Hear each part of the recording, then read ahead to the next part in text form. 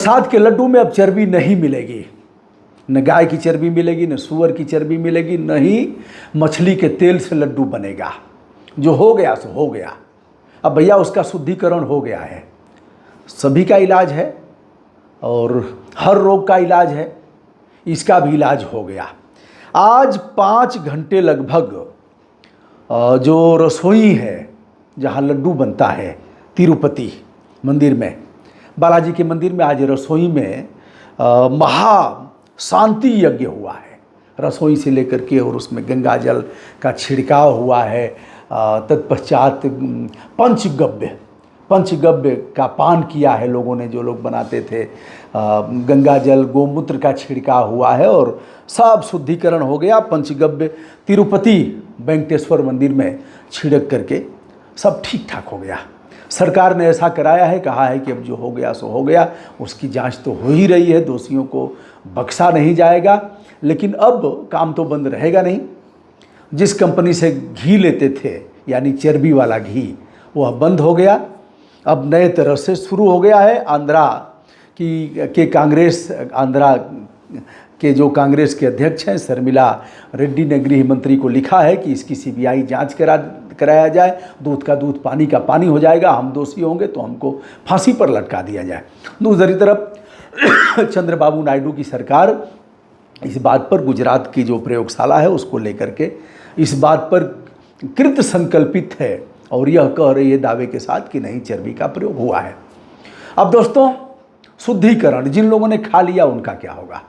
हमने भी कुछ लोगों से बातचीत किया कि क्या होगा उनका, जिन लोगों ने प्रसाद ग्रहण कर लिया। उसको छोड़िए ना, अयोध्या वाला। अयोध्या में तो 1 लाख लड्डू आए और किनको किनको मिला है यह नहीं पता। जिनको मिला हुआ ऐसे लगाए होंगे, रखे होंगे फोड़ फोड़ के। ऐसा नहीं है कि प्रसाद अकेले नहीं खाते हैं लोग, प्रसाद तो बांट करके दिया जाता है। प्रसाद पेट भरने की चीज़ नहीं है। लोग कहते भी हैं गाँव में, अरे भैया ये पेट भरे वाली चीज़ है कि बस थोड़ा सा भी मिल जाए, और थोड़ा थोड़ा बांट करके खाते हैं, ले जाते हैं लोग, अपने रिश्ते नाते में भिजवाते हैं, परिवार को देते हैं थोड़ा थोड़ा करके। कि यह अयोध्या से प्रसाद लाए हैं, मथुरा वृंदावन से प्रसाद आया है, या तिरुपति बालाजी का प्रसाद है, वैष्णो देवी का, अरे दुकान से भी खरीद लेंगे तो मान लिया जाएगा कि उस स्थान से हमने लिया है, या ब्रह्म स्थान का प्रसाद है। राधा तेरे चरणों की एक धूल भी मिल जाए, एक छोटा सा टुकड़ा भी मिल जाएगा तो जीवन धन्य। अब जिन लोगों ने ग्रहण कर लिया भैया उनका क्या होगा? मैंने तो बताया एक बार कि मांस का टुकड़ा हलक से नीचे उतर गया था, तो मैं छोटी बहन के यहाँ गया और कहा कि क्या करें, चले जाए हरिद्वार, बालू फाँकें, कैसे शुद्धिकरण होगा? तो उसने कहा, हमने कहा देखो बर्तन तो निकाल दो हमारा, और हमसे अपराध हो गया। हुआ क्या हुआ था, एक मित्र के शादी में सुबह हमें लखनऊ निकलना था, फैजाबाद में हम अयोध्या में ही थे, और रखा गया था, बट्टी रखी गई थी, सब्जी थी और अंडा भी काट करके रखा गया था। तो हमको लगा कि ठीक है यार, अंडा एक तरफ है और यही न है तो ठीक है, जिनको अंडा खाना होगा। मैंने पहली बार जाना कि कश्मीरी पंडित इस तरह के मांसाहारी होते हैं। बहरहाल हमने भी वह बट्टी उठाया और सब्जी उठाया, बट्टी तोड़ा और सब्जी जैसे ही डाला ऐसे कच्छ से ऐसे किया, तो हमको लगा कि यह कौन सी सब्जी है। पहले लगा होगा कि कश्मीरियों में कुछ इस तरह का होता होगा।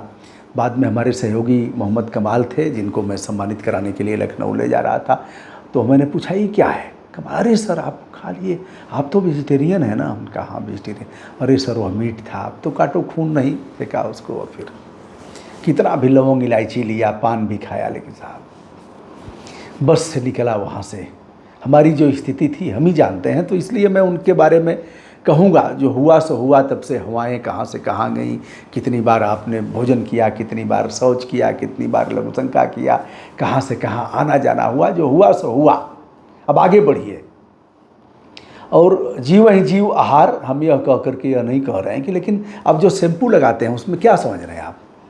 मैं केक नहीं खाता, और केक में बताया जाता है कि अंडा ज़रूर पड़ता है, बगैर अंडे के केक नहीं होता। मैं केक कटवाता भी नहीं, कभी अगर पहुंच गया, कितना भी लोग जिद करेंगे मैं केक नहीं खाऊंगा। अब साबुन में लोग बताते हैं जो चिकनाई है वह चर्बी के आधार पर ही है। और बताइए, बचना हो तो बचिए, और बचना काफ़ी मुश्किल है आज के समय में। जो आप अरहर की दाल खाते हैं चमचमाती हुई, लोग बताते हैं, मैंने देखा तो नहीं है, देखा भी नहीं जा सकता, कोई दिखा के काम करेगा भी नहीं। अरहर की दाल में चर्बी लगा करके उसको पॉलिश करते हैं, वह चमचमाती है। जो खूब चमचमाती हुई दाल आप लेते हैं और इसी का है। जैसे मैंने बताया कि नारियल का जो बुरादा है आपको मिलता है, वह भैंस की हड्डियों का है। तमाम मूर्तियाँ ऐसे जो सफ़ेद सफ़ेद आप देखते हैं वो भैंस की हड्डियों का है, बुरादा से वह बनाया जाता है। उस तरह के माला बनाए जाते हैं, कोई पूछता नहीं भैया ये किस चीज़ का बना है, लेकिन वह भैंस की हड्डियों का होता है। बचना है तो बचिए, माला वाला पहनना है तो तुलसी आपके घर होंगी। और हमारे दादाजी बनाते थे, तुलसी का जो डंठल होता था उसको फिर ऐसे लेकर के सुखाते थे, काट करके सुई डोरा से उसमें छिद्र करते थे और ऐसे करके 108 का माला बना देते थे। तुलसी का माला बनाइए ना।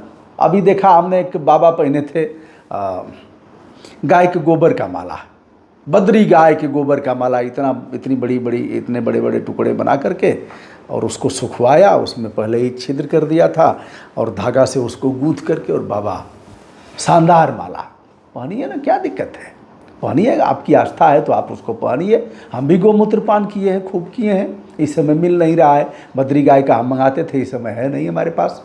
हम और डॉक्टर कमल टावरी जी जो IAS अफसर रहे, हमारे यहाँ DM रहे 49 साल पहले, और सीनियर IAS अफसर हैं, तो हम लोग साथ में लेते हैं। हाँ दुबे जी महाराज आइए, अरे वाह वाह वाह वाह ऐसे करके, और फिर लेंगे। पंचगव्य भी हमने लिया है, मिल जाता है तो हम ले लेते हैं, कोई दिक्कत नहीं है। और गोमूत्र का हम कभी बताएंगे सच में। अब एक चीज़ है, अगर मान लिया आपने कि दवा बहुत अच्छी है, काम करेगी, तो आधा सकारात्मक सोच से उस रोग का निदान हो जाएगा, वह दवा काम करेगी। और मान लिया भैया रे फलानवे डॉक्टर की हैं सुन लिया लुआ, तो कुछ न जानला भैया, वो फलाना की संगे रहत सीख लल सो के कुछ आवला थोरो, तो कितनी भी अच्छी दवा दे दिया जाए काम नहीं करेगी।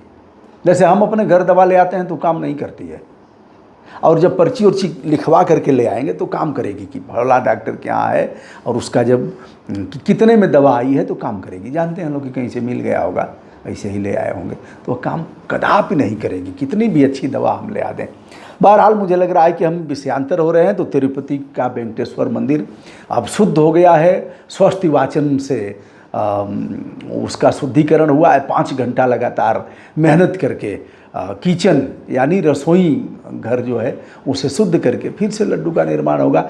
यद्यपि दुकान बंद होने के कगार पर थी, दुकान तो नहीं कहेंगे, आस्था का केंद्र है, इसको क्षमा करिएगा, लेकिन प्रसाद लेने से लोग परहेज करेंगे, दर्शन तो करेंगे, कहेंगे प्रसाद नहीं लेंगे। प्रणाम हम कर लेते हैं प्रसाद को, भैया जहाँ हैं वहीं से प्रणाम कर लेते हैं।